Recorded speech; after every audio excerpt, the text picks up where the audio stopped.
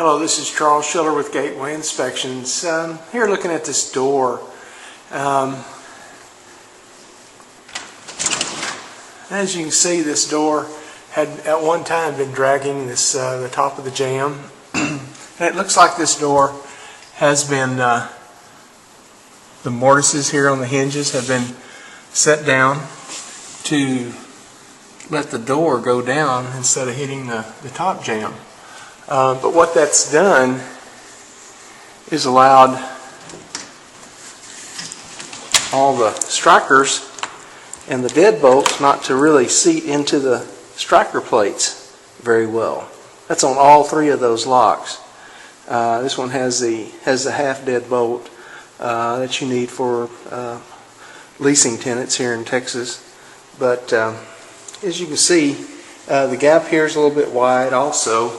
And this door kind of hangs at the bottom when you try and open it. And also, you really won't be able to tell it, but all the little vinyl rubber little flaps on the bottom of the door sweep are all missing. So that kind of allows the door just to sit right on the top of that threshold. But anyway, as you can see, also this weather stripping, this little adder to this weather stripping has been added on. We have a little bit of damage spot right here at the jamb and whatnot where the finger joints and stuff are kind of splitting out.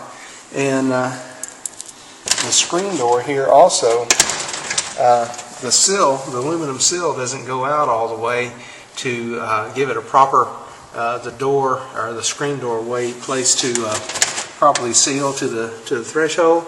So they just kind of took this little metal strip there and applied it